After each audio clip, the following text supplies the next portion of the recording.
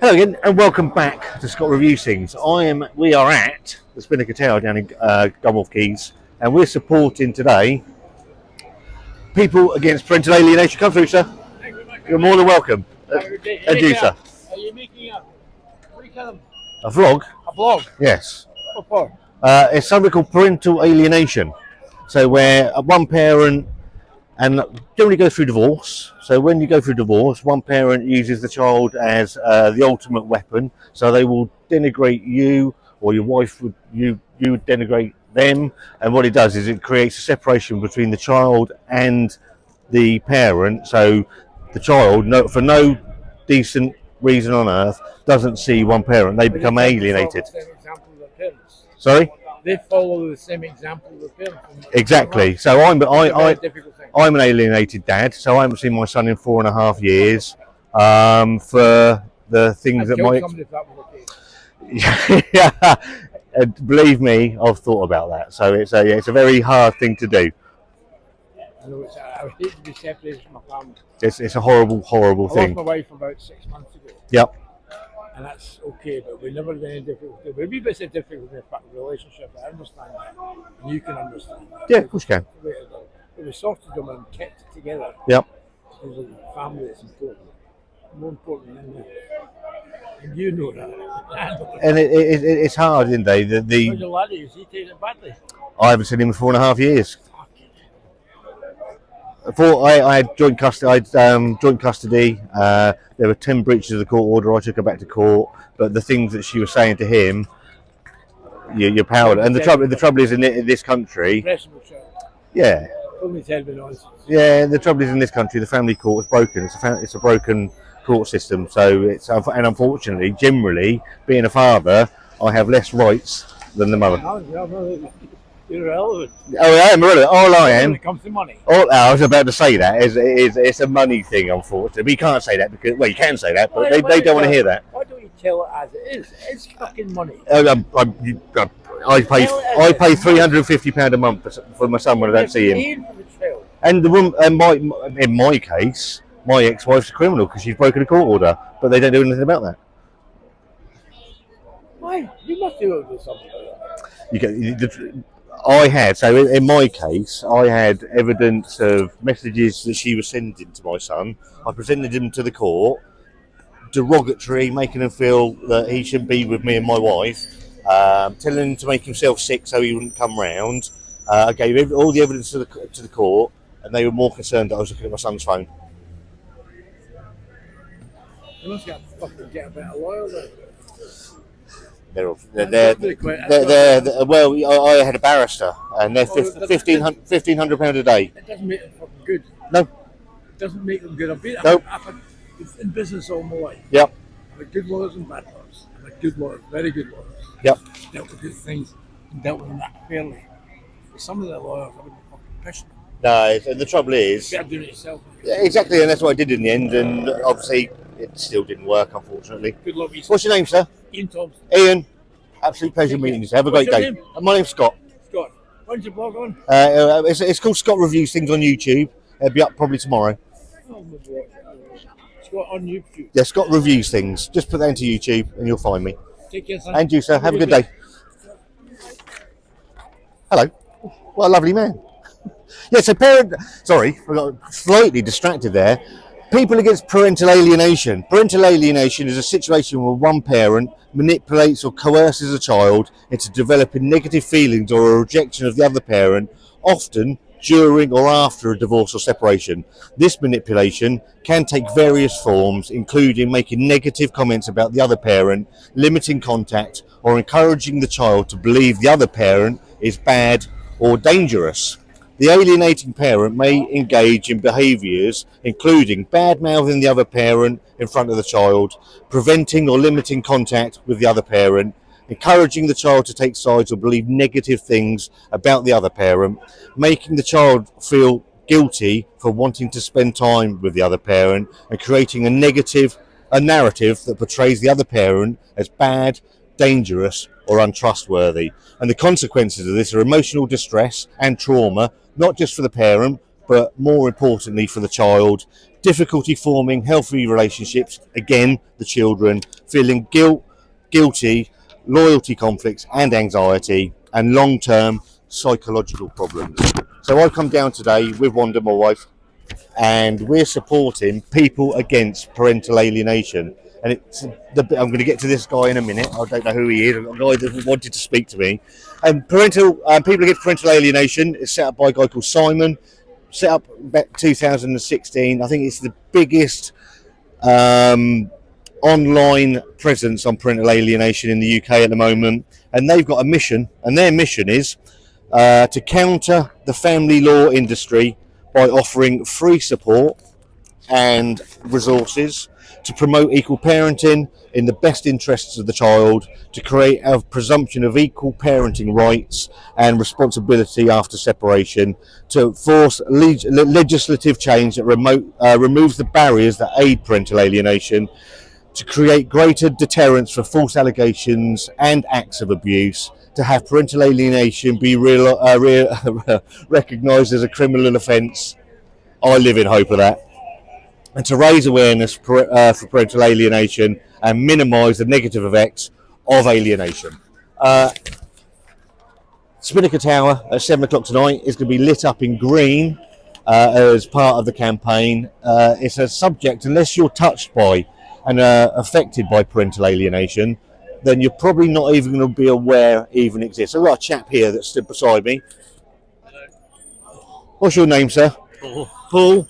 And are you here for the parental alienation? I am. And what's your story, mate? About 13 years ago. Yeah. 13 years 13 years. Yeah. I decided, well, no, I didn't decide, sorry. My ex-wife decided, our daughter's mother decided that I shouldn't see my daughter anymore. And I went to family court, wrote to her every day, and it hasn't made any difference because she's been just totally indoctrinated, and that's how it works. Unfortunately, and what I am aware of, this PAPA, so People Against Parental Alienation, it's a non-judgmental organisation on both the father and the mother. To be completely honest, because you've got to be honest about this, the majority of these cases, because of the family court, tends to sway one way, although Wanda will be very vigorously saying that there is a huge amount of women that go through what we go through as well, but the family court does favour the mum when it comes to children. Of course, yeah, well, because that's kind of like instilled in kind of like the male-female mother-father role. Yep. That stems back from the Victorian and Edwardian times. But society's changed. Divorce is very common.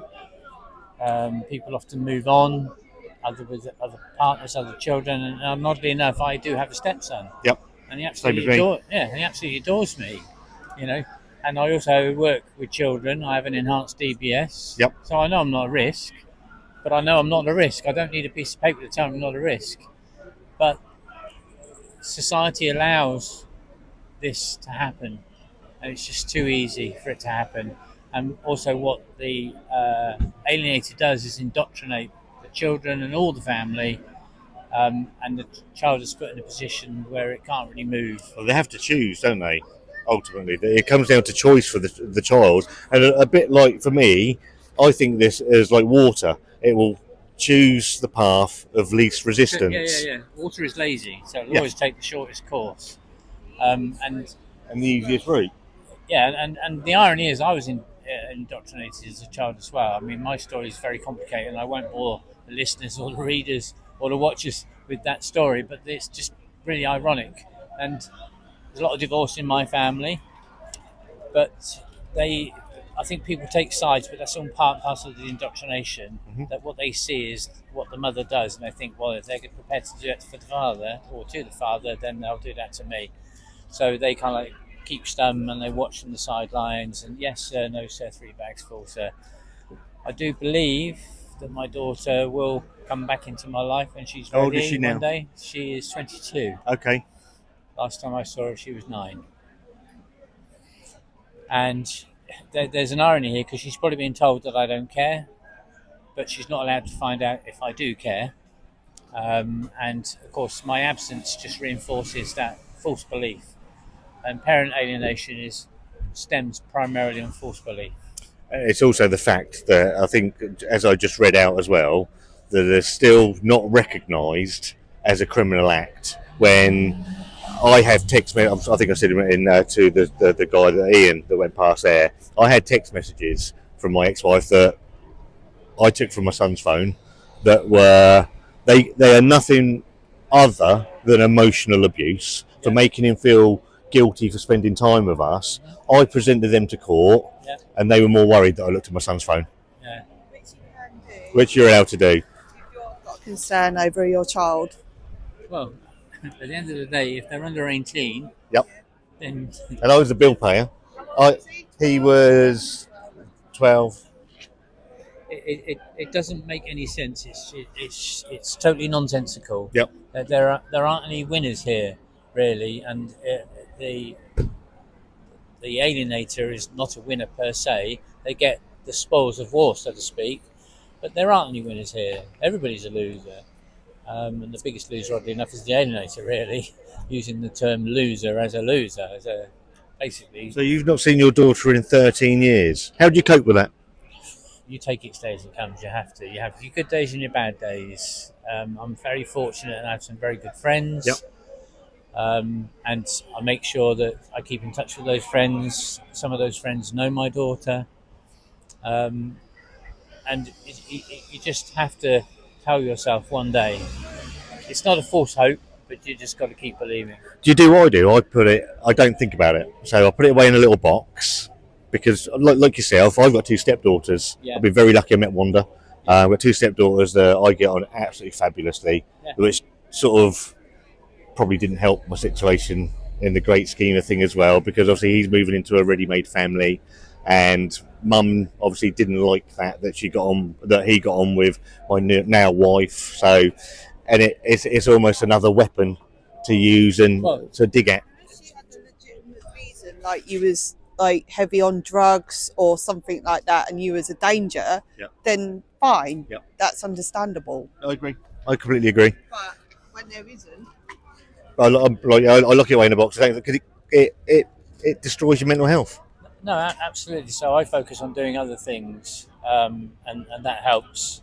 And you never get used to it, but you learn to live with it, and you learn to deal with it on a daily basis. And you have good days and bad days, and you acknowledge you have good days and bad days, and you focus on the good days rather than the bad days, and you also focus on the other good stuff. So like I said with my stepson, although because he's a young man, how old is he? Too cool for school. He's be 21 in July. Okay. Yeah. But, and boys are very, very different. And the thing is, it's another perfect storm where you've got a mother and their daughter. I mean, it's the same mould, isn't it? If you think about it. You come from far? I live near Guildford. Okay, so we've just met a couple that have come down from Cornwall.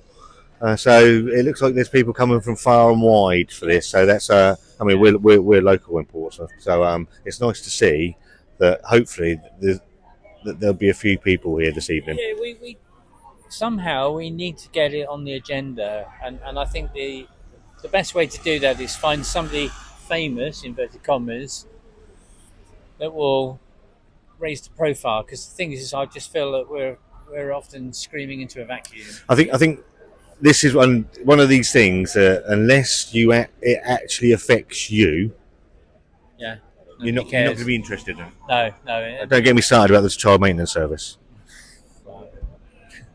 Yeah, it's the double standards. It's the double standards. The fact that you can't see your child, but you've got to still pay.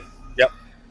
And you just think to yourself, you choose one or the other. Rewarding criminals, ultimately.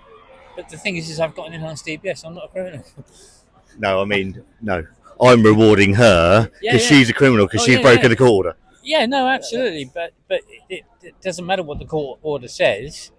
That's worthless. It's worthless. Utterly worthless. Yeah, no, absolutely. It's just. I took her back. There was 10 breaks in a year. Yeah. So I took my ex back. I had joint custody. I lost everything. Yeah. Well, and that's the irony. And then I pay more. Well, but again, it's it's the irony and the stupidity, the double standards. I mean, if you were to if somebody came from Mars and you explained to them parental alienation, they just think you were mad. Mad.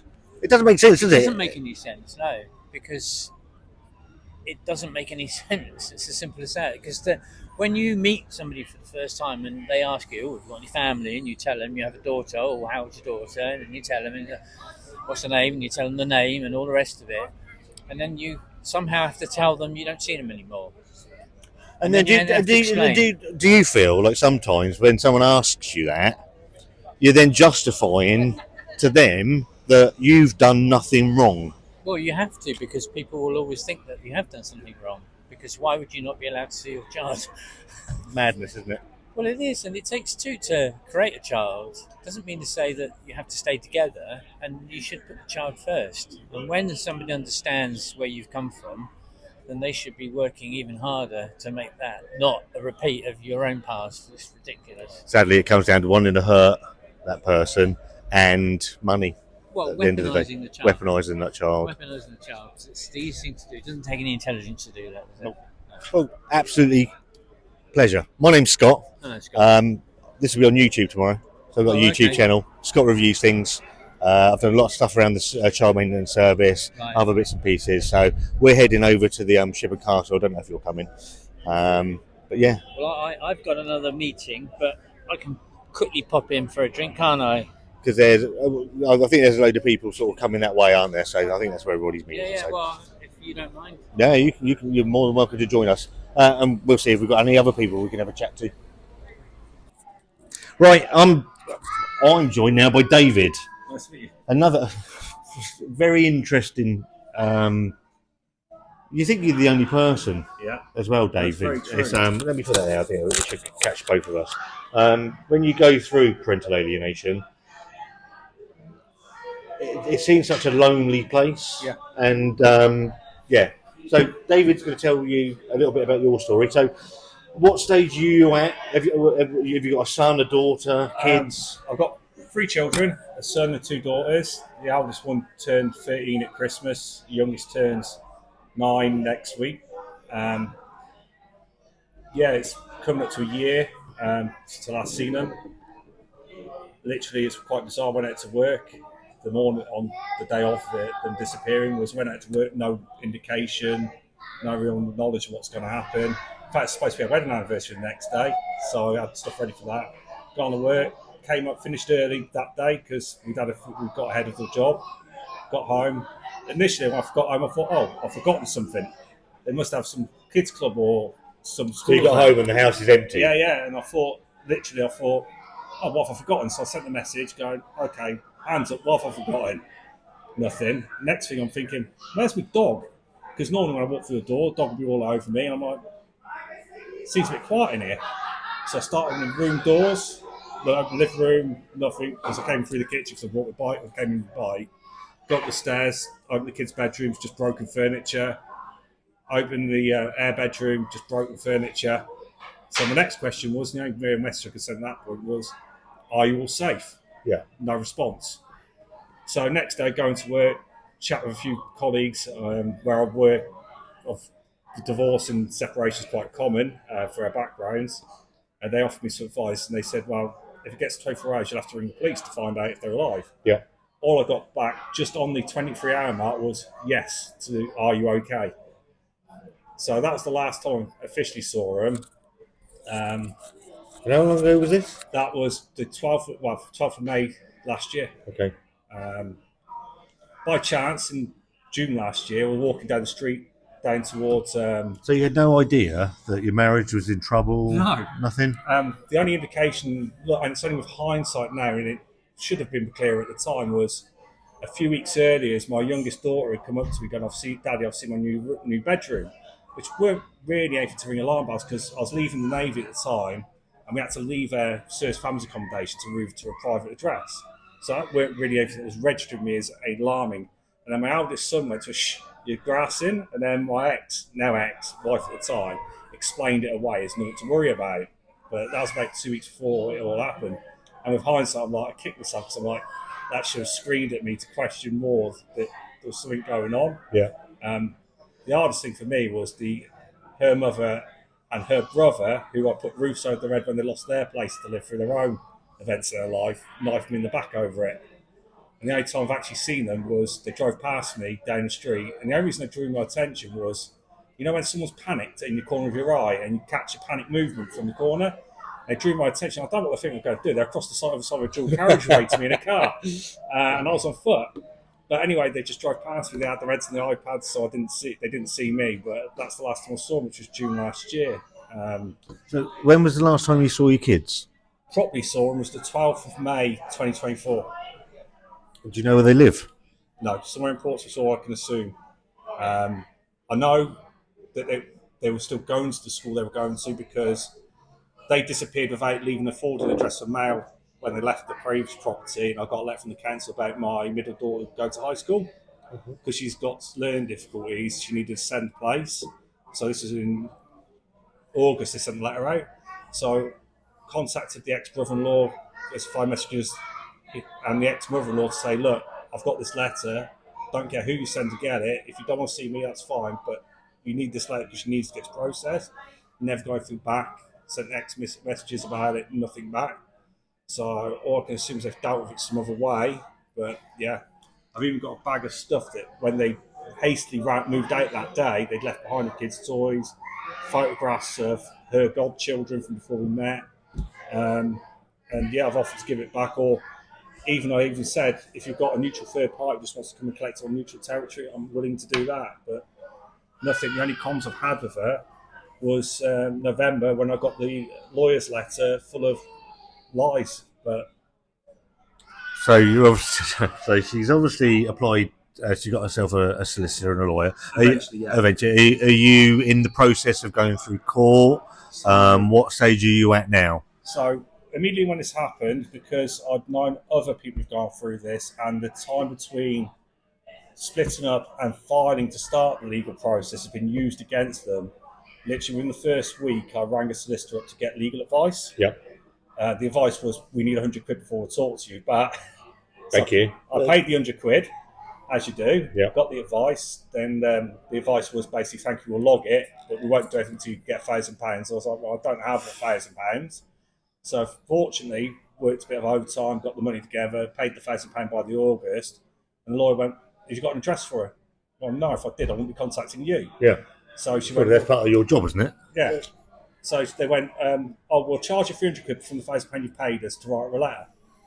Okay. Where are you going to post it to? They went, have you got an email address for it? I went, yes, but it's an old email address. I don't think she uses it anymore. So we'll have to send that first. So they did that. Eventually, they weren't very swift on sending the letter. Eventually, send the letter, and no reply. Funny thing. So they're like, so ring between work and that, working away, ring up the lawyer again. So what are you going to do now? Think they'll say, oh, we'll send some, because like I said, the kids, as far as I know, still at school. You can send a paralegal to go and handle the letter. Yeah. So no, they're like, no, we'll just send it again via email, and that's another 300 quid. Anyway, fortunately, by this point, she decided she needed a solicitor. Right. So at the last minute, before it would have to go for basically a third letter of a paralegal, the letter came into my then solicitor, to say basically, They're now representing her. There's a few more bits of that, but I'll go through a bit. By this point, I also paid 100 quid for mediation, so I could have the ball rolling on that. So in order to take the court, because obviously you can't go to court without going through mediation first. Correct. So I paid the 100 quid, talked to the mediator, and went, I'm amenable to whichever way you want to do it. Here's the 100 quid. I'll wait here. Anyway, as that happens, the lawyer's letter came through. Basically, the letter was replete with just lies, and not even good lies. Some of these lies, because the job I do, I get randomly breathalyzed and drugs tested daily. Yep. Well, not daily, but it can happen at any point. I get a total ground warning of an hour. And that's an hour to get from where I am to go to get tested. Yeah. And if I fail it immediately, it's not a slap on the wrist. It is, get off the premises, here's the escort, you're never working here again sort of level. Yeah. So I take it she accused you of being an alcoholic and a drug addict. Yes, that was the first lies, because it's an easy one to use against you. Yep. So I spoke that and domestic violence. Oh, that was also in there.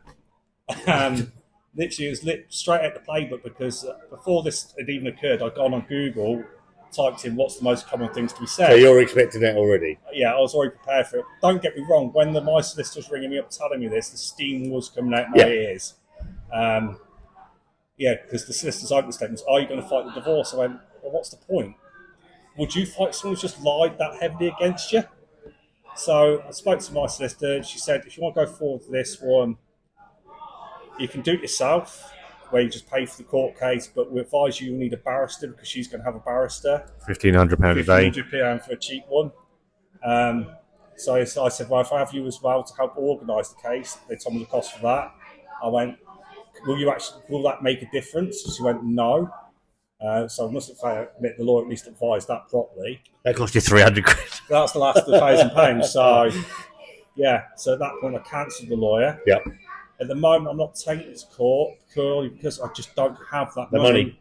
Between paying my rent, paying the debt she left me, paying the tax bill she's given me for claiming benefits are wrong, and just trying to keep a roof over my head with child support. Are you in the CMS? The Child Maintenance Service, yeah. Right. Okay. She filed through, so I had no issue paying up for my children, even if she weren't going to let me see them. She didn't come and speak to me first, so she went to the Child Maintenance Service. They've done me for the amount, which is 25% of my pre-tax salary. So with 3 kids, I'm guessing you're north of £700-800 a month. And it's £700 at the minute, but it's going to go up this year. Okay.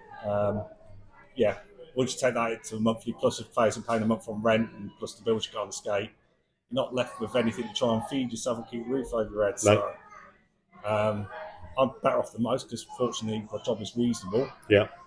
But I hate to think how other people that don't have that sort of lovely job around them, ignoring the rest of the money she stole, but that's a different matter. So where do you sit with hope? People know you as Blue. So with hope, there's a sporting term that's primarily for American NFL called a Hail Mary play. Yep. Basically, you've got seconds left on the clock and you just throw the ball forward. Literally, the ball's in the air now, and the only hope I've really got is when they turn 18, for the eldest and youngest, I'll come on to the middle one in a minute, that they may want to reach back out to me. Yep. So that's why I'm holding on in Portsmouth, even though I'm not originally from Portsmouth. Mm-hmm. It's why I've left letters that I've written on their birthday and Christmas for them all at my parents' house in the hope that they remember where their grandparents are and they'll go see me and they've been isolated from them. I ask how old your children are? Yeah, the eldest is just turned 13 at Christmas. Yep. Middle one is 11 and the youngest one turns 9 next week. So at least I had a few years with them. And then I said it's just coming up to the first year now. And yeah, it hurts. This is a big one because the reason I'm here is I'm an alienated parent through my story is all out there. How do you get through each day? Literally, I get through each day. Right, one with the Hail Mary play, hope for the future, even though that's a very slim, narrow hope. But truthfully, I've known too many blokes commit suicide, and you leave too many people in your wake hurt that care about you, even if you don't feel no one cares about you, there's people who do care about you. And literally, I get up each day just because I don't want to hurt those people around me, like my parents, my brother, my nephew, and other people I make contact with daily. Being ex-forces, so many people I've known for various reasons has come to demons and committed suicide. I mean, last weekend there was 3 beacon alerts, which is for ex-forces personnel. Yep. They've gone missing that we suspect might be a risk to themselves, just to raise the alarms and share the photos around so people rally around to try and find them, to try and stop them doing it. I mean, Sunday night, one of the other pages, the group, this ex-forces group, they had people going to Kent just to try and stop this guy from jumping off the bridge. Wow. And they literally did, between them and the police, stop the guy jumping off the bridge. So at least that's someone that was saved. But that's literally the only reason I get out. There's a stat. So I've done a lot with the Child Maintenance Service and the absolute abhorrent abortion of a company they are. There's a stat that is provable that they are responsible for approximately 800 deaths of the non-resident parent, largely male, in this country every year. I can believe that. There's another stat that I saw online. I can't verify the stat, so I'm not going to quote the stat directly, but I'm going to quote the translation of the stat, which is men wake up one day and realise for whatever reason that their only value to society is the money they provide for everyone else. Nothing else to do with it, it's just the money they provide. And I hate to say it, I suspect that's the link to the suicide rate in the world. The shameful part of this is the woman that sat behind the camera, my wife Wanda, is the absolute like Batman, and you've got the Joker, and obviously the Joker are all the bad people in this fucking. And this lady here is a person that acted as people should do, really. So her daughters, my stepdaughters, don't know what the story of their dad, and they shouldn't do. And the reason being is she never felt that they needed to know. So there was no denigration, there was no need to do that, and it frustrates. So as Wanda's just said that ultimately.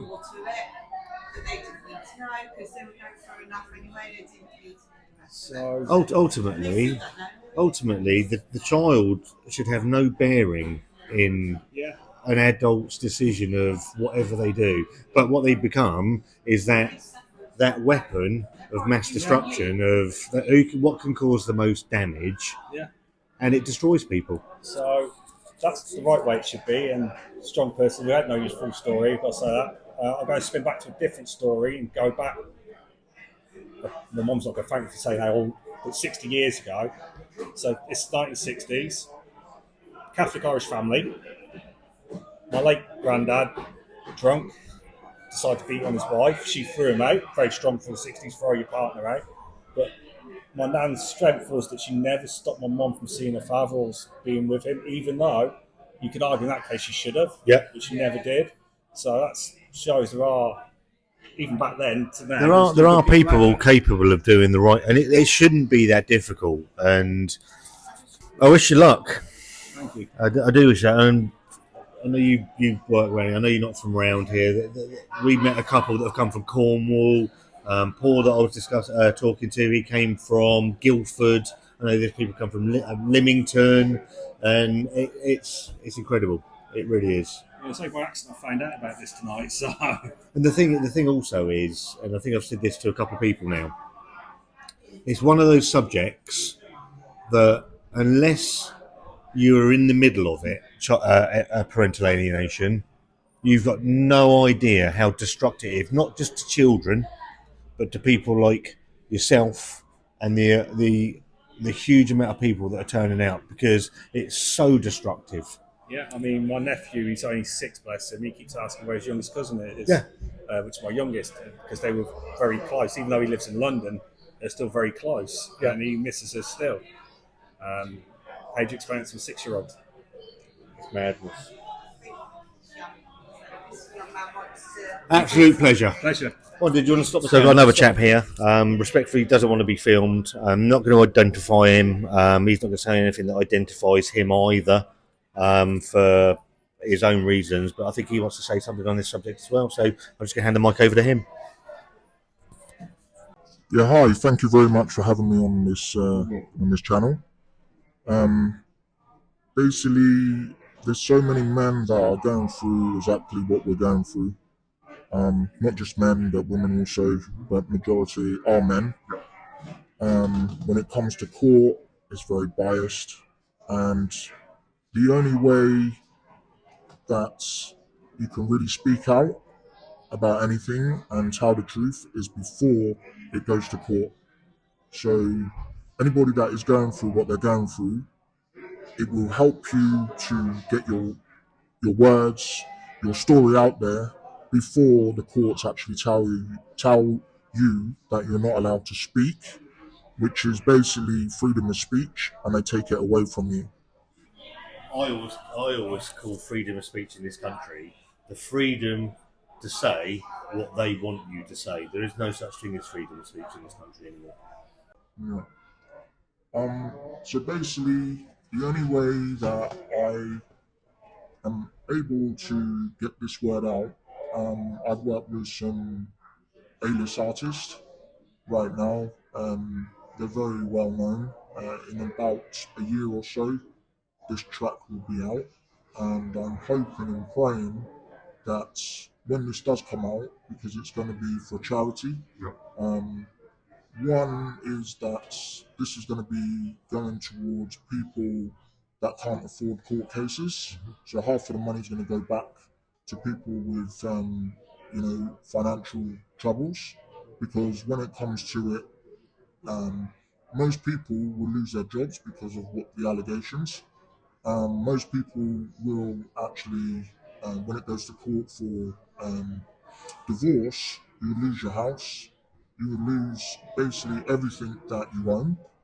And with myself, I've managed to reach out to these artists, and it was very close that even myself, it was nearly the end of my days.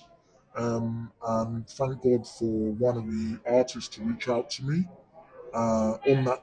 Are you saying you were going to try and take your own life? Yes, yes. I was on the ledge, and on that specific time, I had a text from the artist saying he's willing to work on a track with me about what actually is going on. So I came off that ledge, and I came back into the room and realised what a crazy thing what I was just about to do. Um, and basically, this track, I'm hoping that this track is not just going to be on a platform that isn't recognized, it's going to be on one of the albums of the artist itself. Okay. And he's already agreed for the 50% going back to charity for Africa, for supporting children and youths against drugs, and the other 50% going towards people such as myself and you and other people that have been through this, one for mental health, and then also for the money to go towards them to help them with court fees. I think the mental health side of it is so important because it gets lost. It gets lost how. Sorry, I'm not going to. I'm not getting shot. It gets lost on how destructive going through these things are to your mental health. It's so, as you said, you've been on the ledge. I went through a horrific divorce. Yep. I run a lot. I used to run up the Eastern Road a couple of times. Everything in my being was telling me, just jump in front of these cars. Just end it. Yep. End it now. You can't. There's no point going on. And although we're getting better as men about speaking of things, we're still not as good as we could be.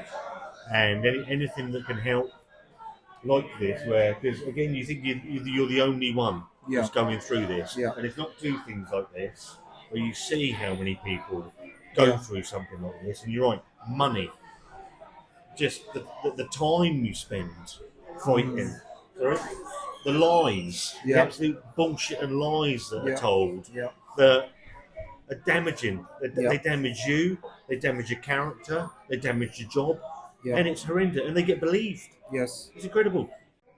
I mean, once you have a non-molestation order on yourself, it ruins your career. With no actual evidence. There's no actual No evidence, none whatsoever. And you know, I think personally there should be a shift in the courts. There should be a lot more. There should be a lot more evidence that someone needs to provide before a non-molestation order gets. Or any evidence. Or any evidence. Yes, yes. So just say I've been to hospital about 4 or 5 times with panic attacks. I thought I had one heart attack because of what was going on. And basically, even though you try and show a good face, you struggle every day. You dream about that child. I was dreaming about the child underneath. I was standing on top of ice and seeing the children banging on the ice and saying, "Let me out, please, come and save me. You know, all sorts of things like that. But I urge everybody to speak out before the courts say you cannot. Because if you can't, you will go to Prison. Without going into too much detail, tell me about your daughter.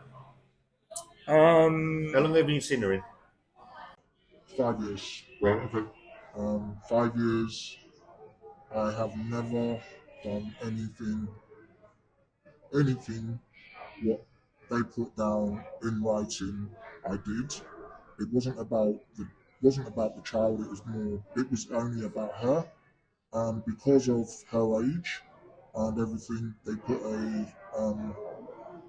a special court order saying I cannot see my children, no contact, not whatsoever, and I'm not allowed to see my children until they're 18. A special order.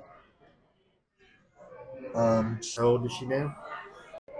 she's 7. So you've got another 11 years. I've got another 11 years of this, yes. Torture. Yes, it's a mental torture. It's a physical torture. I used to be sank in a region of 13.5 stone. I used to be doing bodybuilding. I've gone down to the next of nothing now to 9, 10 stone, and I just look completely skinny. And you lose everything about yourself. You lose it when you don't have that child that you can hold your hand. You don't have that child that can give you a kiss goodnight. You don't have that child speaking to you saying, Daddy, I love you. When you're not even having that conversation with that child and it's a no contact whatsoever, not even a letter, it's heartbreaking. It's one of the worst things it's the worst thing I've ever been through. It's not one of the worst, it's the worst thing I've ever been through. And How do you get through? um praying to God, I'll be honest, and keeping myself busy with everything that I'm doing. I do a lot of things to help youths. I do a lot of things to help children.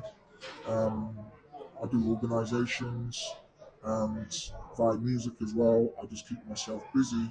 If I don't, I fall back into that mindset where everything is just dark and gloomy, and that's when you start slipping down the wrong side.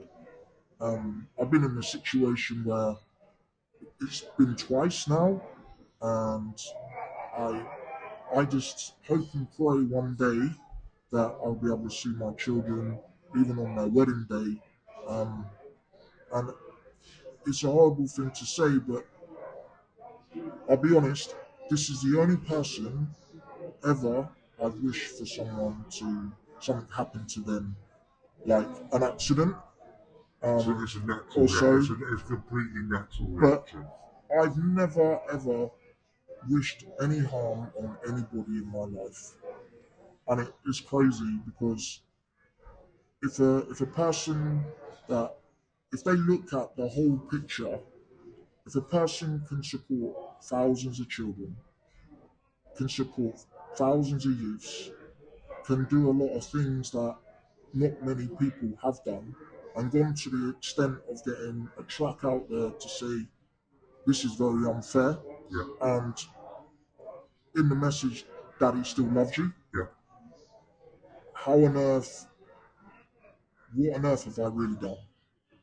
And this is a story that a lot of men are going through, and it's not going to change until the law changes.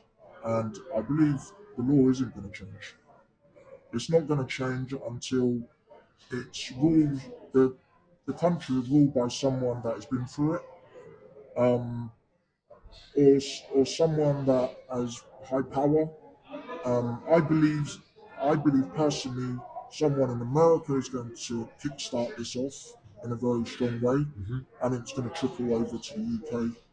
And I just hope and pray that no one goes through what we go through. It's so hard. For anybody that doesn't go through this, it is so hard daily. And I agree. And also, we live in one of the most forward, technologically amazing countries in the world. One of the most backward countries when it comes to the family courts. Most definitely. And it's an absolute shambles and it has to change because people like this, people that we spoke to tonight, it's just madness. I mean, hearing other people's stories, I believe really someone should get a documentary together and put it to Netflix because the world should hear exactly what's going on really behind closed doors. But that's the thing, you look at the thing like the post office. So the post office scandal would never have broken without, I think it was ITV or Channel 4's getting involved in that. The CMS, the family court system, all of this, it's so much, it blows the post office scandal. And I'm not diminishing the post office scandal, but it blows it out of the water. But the trouble is, I've been involved with the things with the child maintenance service. The mainstream media, no one will touch this, and they won't touch it because of the Department of Work and Pensions being linked to the CMS, and it is so big that if this ever gets out, it'll just destroy it. And there's so much money involved in it; it's crazy. I'll be honest, I'm at that point. If I get a certain amount of money through what I'm doing, I might move countries where the UK cannot touch me and tell the whole story and put it out there. As long as I'm in a country where they're not able to arrest me, because with what I got to say, I can do 7 years in prison. So it's an awful state to be in. But if I go out the country, I can tell my story, and the story can go out there, and other people can listen. But I'm willing to leave the country for this to happen. Which is the saddest state of affairs, I think, than ever. I wish you luck. Thank you very much. Well, thank you for speaking to me. Thank you. Hello. So we've spoken to a few guys now, but you've caught my eye, Jackie, because obviously you're a woman for a start, and obviously this is a very male-centric problem. I know that parental alienation can work both ways, but the family court system in this country is so biased towards men. But more importantly, you're a grandparent as well, and I think grandparents and the wider family, they get largely ignored in this problem because it's not just the parents that suffer. You have bonds with your grandchildren that is ultimately taken away through no fault of your own. So if you want to tell me a little bit and the people about some of your story and how we've got to you and your partner here coming and supporting a cause that, unless you know and go through this, it's something you're never even going to think about. No, definitely not until you're in it. And forget that's there. We're just having a chat. Yeah. Okay. So my son became the father of twins 11 years ago. Him and his girlfriend then were absolutely happy they were going to get married and everything. And then it all started going wrong when she hit him. Broke his nose and his eyeball popped out. Oh, Christ. So police weren't involved or anything at that point, although sometimes I wish they were now, because that might have gone in his favour. It was all proved through family court. She had stopped him several times from seeing the children throughout the years, although he had quite a lot to do with them. And then 4 years ago, she made an accusation of abuse towards the children. And it took, From him towards the children. It took social services, police, took so long. Social services did their investigation, school was involved, child abuse investigation team were involved, and everything went in his favour. They more or less said, he hadn't done anything, you've got to start promoting contact. She point blank refused. Not only that, she refused the children to see any wider family. So they didn't have any contact with me, although I was very much involved in their lives. When they were born, they were premature. I abseiled down the Spinnaker Tower. I've done that. Have you? It's scary. Yeah, it's scary. Yeah. I abseiled down the Spinnaker Tower to raise money for the neonatal unit at QA where they were born. Yeah. Had a lot to do with their lives. They would spend Christmases with us, birthdays with us. We didn't have the chance to have holidays with him because she wouldn't allow it.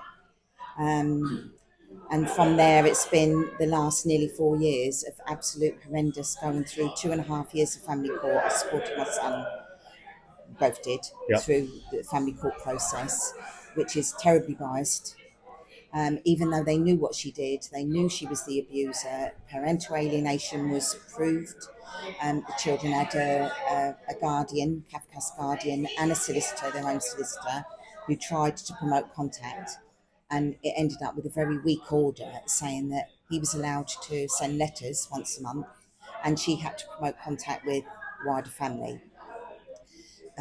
It took 5 attempts by me to contact her in a polite manner, asking, can we meet the children? As a stepping stone towards them seeing their dad again. So we met them at McDonald's. The children. So they were at this point. This was a year ago. They can't see their dad. So you're you're trying to be the intermediary back, so that he can start seeing their his kids again. Which was what the court wanted. Okay. So we agreed with that. My son had a choice at the end of the day on the last court hearing, and Section 37 was mentioned, where social services would have gone in if they thought she was emotionally harming the children. They'd have removed the children, put them in care, and then reintroduce them back to their dad. That didn't happen because my son said, I can't have that happen to my kids. I don't want my kids in care. I don't want anything else to happen to them. I'm just so worried about them.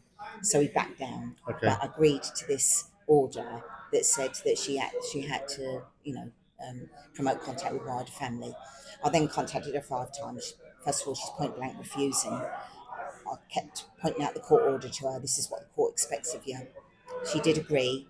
The children have agreed to meet you at McDonald's, so we met at McDonald's. Children ignored us, first of all, me and my partner. We fed them. They ate all the meals. We had 2 years' worth of Christmas and birthday presents in a big box that they sat and opened and kept. Wanted to keep their V-Bucks cards, vouchers and stuff like that. Didn't say hardly a word. And then when they finished their food, little boy aged 10 stood up and swore and shouted at me, called me an effing bitch, what your son did, and all this, all adult words, all absolutely coerced. Well, learned words, aren't they? They're words that are learned from the mum. He didn't say my dad. He said your son. Yeah. So they've heard these words, and it's nailed into them. Yeah, and it was horrendous. It was awful. What I thought would be 2 kids coming in and maybe being a little bit wary of us, first of all, a bit standoffish. But once we got chatting, I was asking them about school, how school's going, their new school holiday they've just had over the Isle of Wight. They didn't say a word. They just sat and looked at each other. And then my grandson stood up as if he was on centre stage and just come out with all this abuse. And then he went marching down to his mum, who kind of patted him on the back. How does that make you feel, Jackie? Absolutely awful at the time. I was in floods of tears afterwards. I'm angry that she can do that to children. I have 7 grandchildren. 5 absolutely adore me. From the age of 23, the eldest one, down to 6 years old. 1 being the same age as the twins as well. He's 3 weeks older than twins. They absolutely adore me. I do a lot with them. We look after them when their mum, their parents go on holiday. I've taken them out for days. They've come and had barbecues at our house, stuff like that. And I feel that the children are missing out on not only their dad, it's grandparents, step-grandparent, wider family. My mum, who's 82, may not ever see them again. Their cousins who they loved, aunties, uncles that they loved. Yeah. So you make an interesting point earlier, and coming from a lady, that you say that the system is biased. Yeah. I can say that because, in my view, I completely agree. No, it is. I get angry. But women do. Well, it's mostly women. I know it's people for against parental alienation, but I feel a bit ashamed sometimes to be a woman because I think I had 3 children. Their dad wasn't perfect. He was a bit of a drinker, and there could have been some occasions where I could have stopped my children seeing him, but I never would have done that. No. Not ever. I might have insisted his mum was there or something like that, but I would never have put my kids through that. They love their dad. See, I've said the same about Wanda. So Wanda is her ex-husband, wasn't the wives and wherefores of her, but she never. Her daughters, even now, don't know some of the things their dad did, and that's how it should be. She never. Every time he came back to Portsmouth because he was in the Navy, it's not difficult. And keep it as adults. Keep it. Not bring children so young. They were 7 when she made this accusation. They knew everything. When they were interviewed by the Kafkas officer in the school, the little boy said, when the Kafkas officer said, "Do you know what we're trying to do today? Do you know all about family court?" "Yes, we know about family court. It's my mum wants to get revenge for us. She wants, yeah. Why would a little child? Why would a child? There's been just such awful things. Because kids, Wanda works for kids, so these kids will only, when kids are using adult words, they've only found that out from an adult. Yes. So because it's coercion, and they only say things that they've heard before. It's utterly mad. And the fact, I mean, I don't know what your thoughts are on Kafkas, but I think they're an absolute disgrace. They're a waste of time. They made such a weak order. It was all going in my son's favour, and then suddenly it was, well, you kind of have to step back because the kids don't want to see you. We've spoken to him and they don't want to see you. But why don't they want to see him? They did want to see him when they were 7 years old, when they were ripped away from him. The issue on Catholics is they just wanted an easy life. Yeah, they wanted an easy. Yeah. They didn't want it too I mean, I don't. Complicated scenario for them to get involved in. Yeah. It was just easier for them to coerce Daniel into saying, and then praise him. I don't want this to happen to my kids. Yeah. What's the other option? Well, you can back down. And Back we'll down praise you for backing down. Oh, of course they would, because they didn't have to do it job. Yeah. So they praised him and said, well, you're thinking of the children, you're child focused. Well, yeah, but he's still not seeing his children that have been. He wasn't. It's awful. So, how does it affect your son? Quite badly. He's become. He's on the road to recovery, but he's made himself quite ill over it. He began drinking too much, and he's off it completely. I've been there. Yeah. And it's not surprising. It's not surprising, is it? No. And he's off it now. He's getting help. He's got our support. He's a really good, kind person. He never hurt a fly. And right from the very beginning, when she made this accusation, it was they had a 4.5-hour text argument about an incident that had happened in the park a few weeks previously, where an older child was kicking a football at the children. She didn't like the fact that this had happened, accused him of all sorts of stuff. And then she had this 4.5-hour conversation. Half hour after that conversation, she phoned me and left a voicemail message threatening me.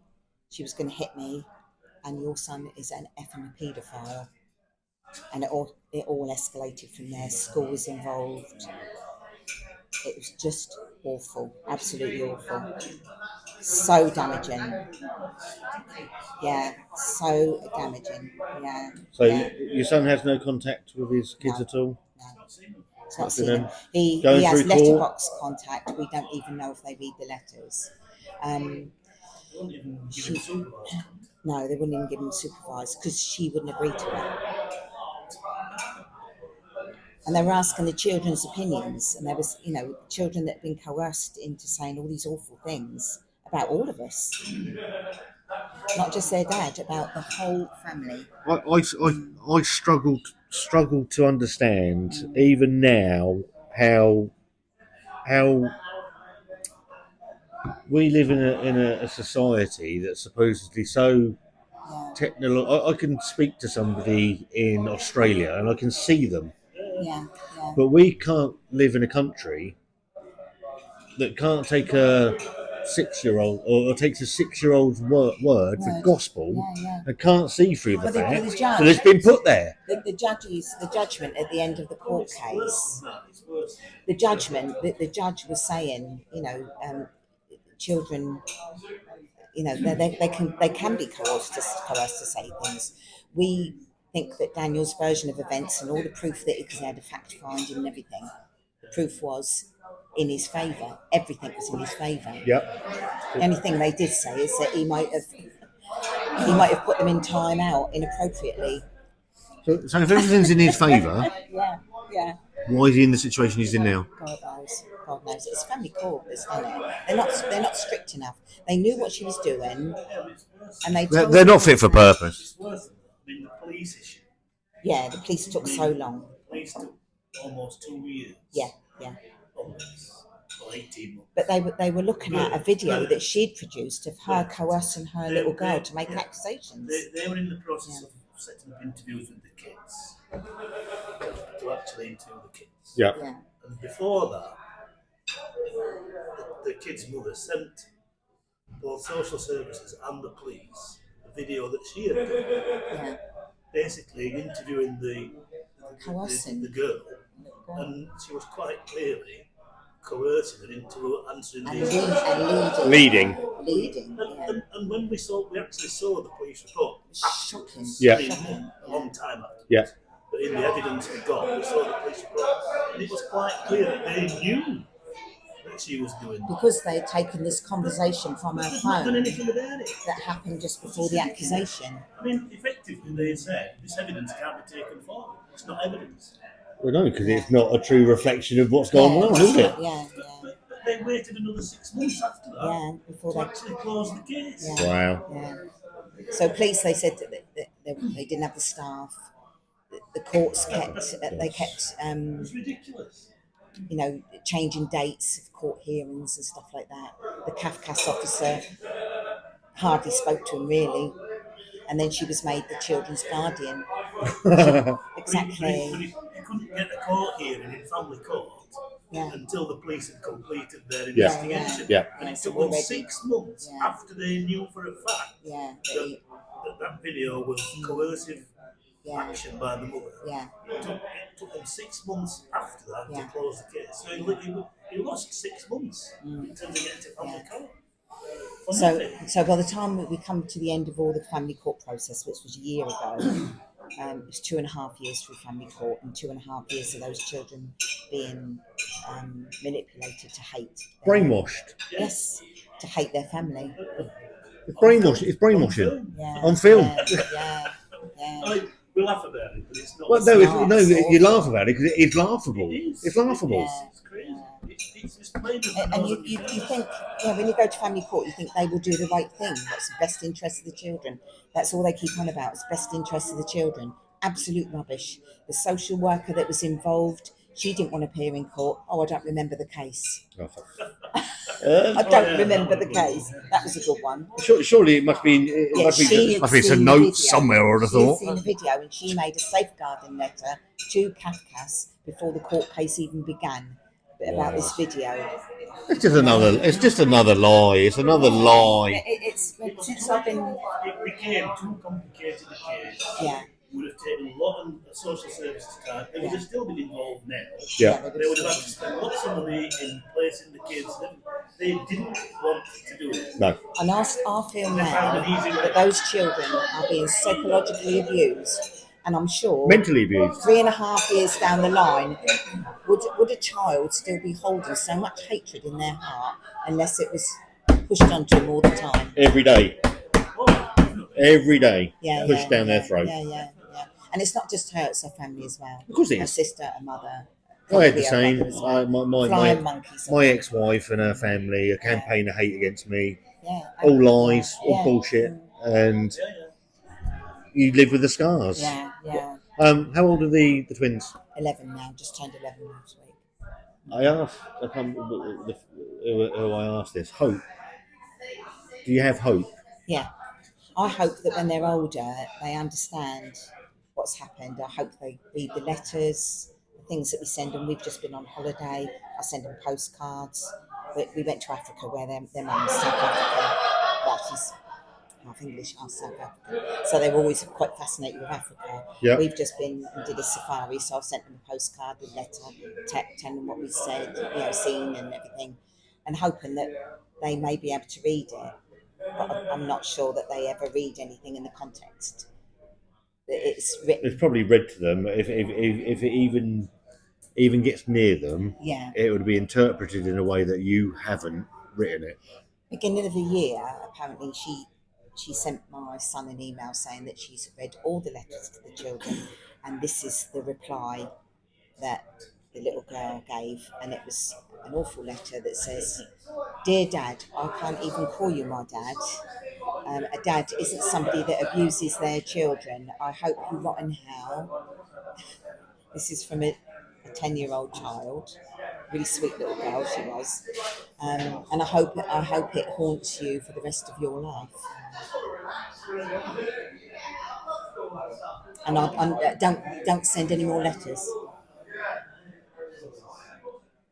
I said to my son, "You still keep sending letters, because if she wants that to stop, she'll have to take that back to court." I'm almost in tears. I'm actually speechless. It's awful. She sat that little girl down and coerced her to write that letter. And dictated what you're going to write.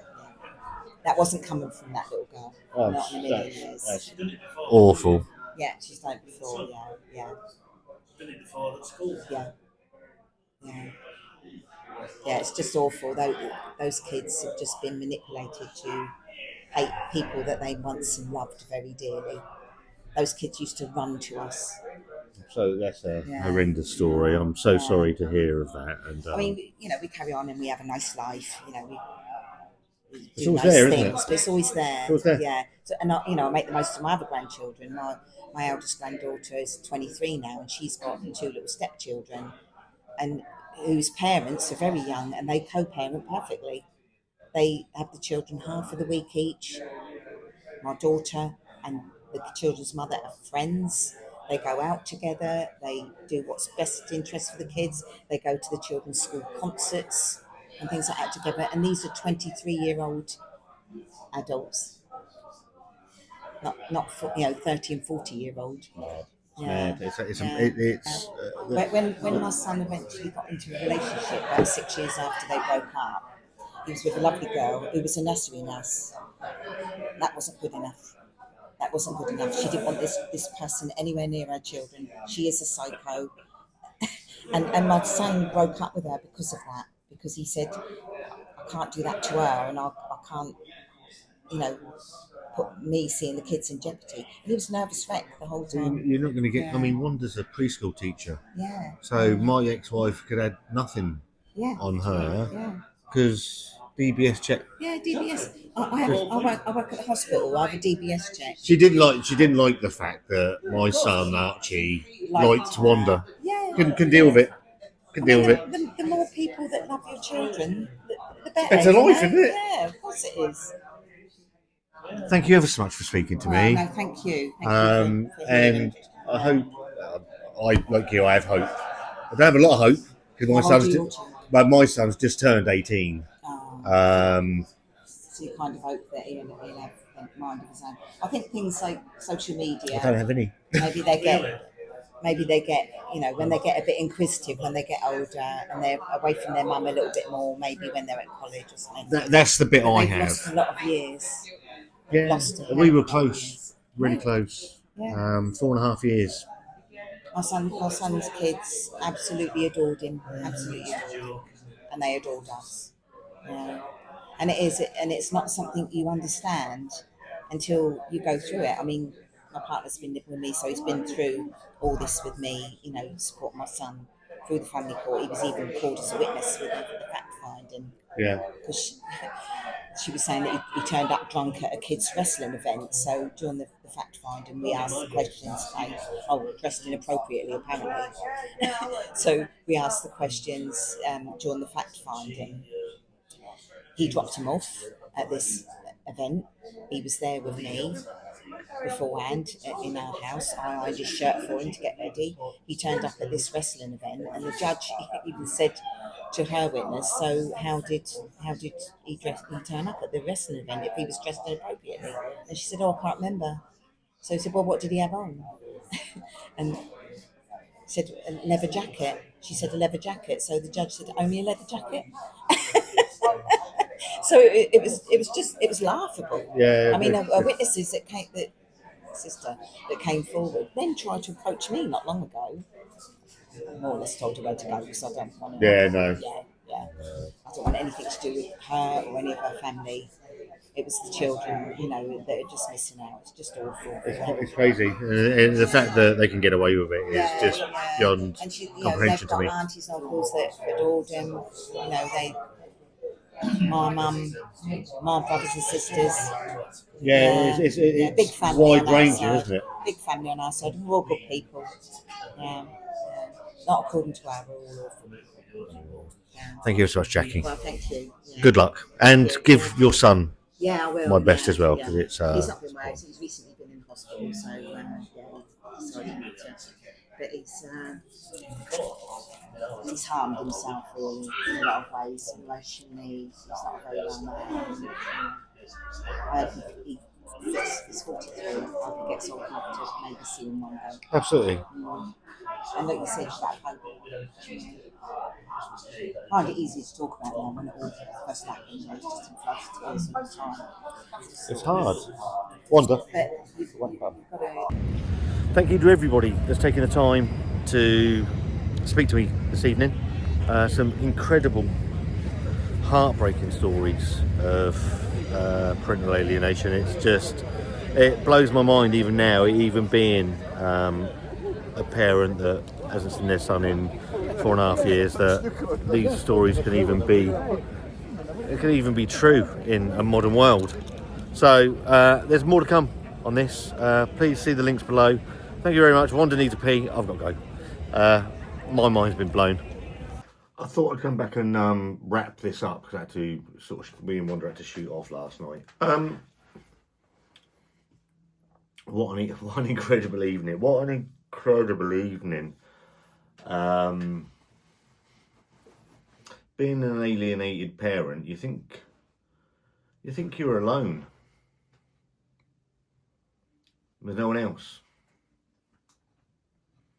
And it's organisations like PAPA, People Against Parental Alienation, that open your eyes that there are more people out there. Obviously, I've done a lot of stuff around the Child Maintenance Service, family court, and those institutions that are failing children in this country horrendously. What was inspiring last night was people had come from all around the country: Hertfordshire, Cornwall, Guildford, Lymington, Lyndhurst, and all sorts of different places.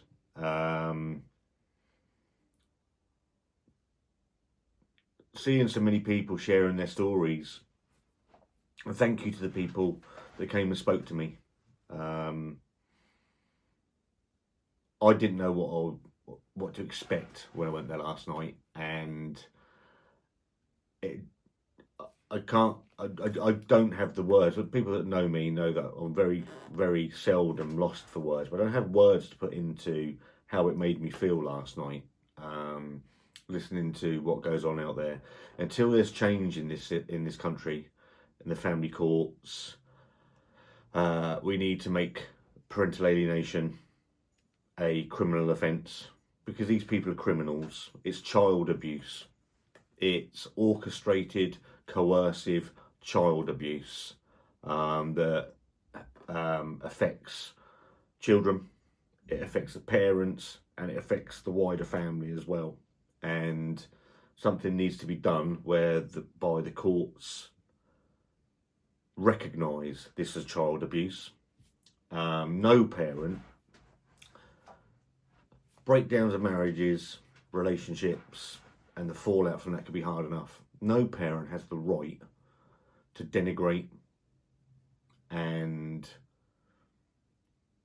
make a child feel bad for any reason for seeing the other parent, generally the male. And I'm well aware that there are women out there that are suffering this as well. And until this backwards country starts realising and putting into place legal procedures to recognise parental alienation as child abuse, then it's going to continue. And let's be honest about this. Parental alienation is about a few things. It's about coercive control. It's about destroying the relationship the child has with the other parent. And it's about money. And when you've got a powder keg like that can disrupt and destroy a relationship between a child and a parent, and the wider, thank you ever so much to Jackie for coming to speak to me, and putting a grandparent's perspective on things, because I think that gets lost somewhere along the lines as well. The wider family of like Wanda and the girls that don't see my son, and it's incredible. I apologise for missing the lighting up of the tower, which was the awareness thing. Hopefully the stories that you've heard make up for that. Thank you to Simon from People Against Parental Alienation for supplying me with the hoodie, and allowing me to be part of last night. I apologise to the people that I couldn't get. There were so many of you. There were so many that just simply ran out of time that wanted to come and speak to me. Maybe we can do it again. Maybe we can do this again, and I can speak to more of you. You can get contact a few ways. Scott reviews things on Facebook. Scott reviews things on Instagram. Obviously, YouTube. I'll probably put this out as a podcast as well, on Scott's Big Mouth, which is across all the platforms. I've got an email address, scottandwander@yahoo.com. If you want to speak, then I'm always happy to listen. I'm just sorry I didn't get to speak to everybody because there were so many. There's probably people down in Gunwharf that we missed as well, and other places. So, but I think the critical thing is you think you're alone, and you're not alone. You're not alone. There are people out there that are suffering just like you.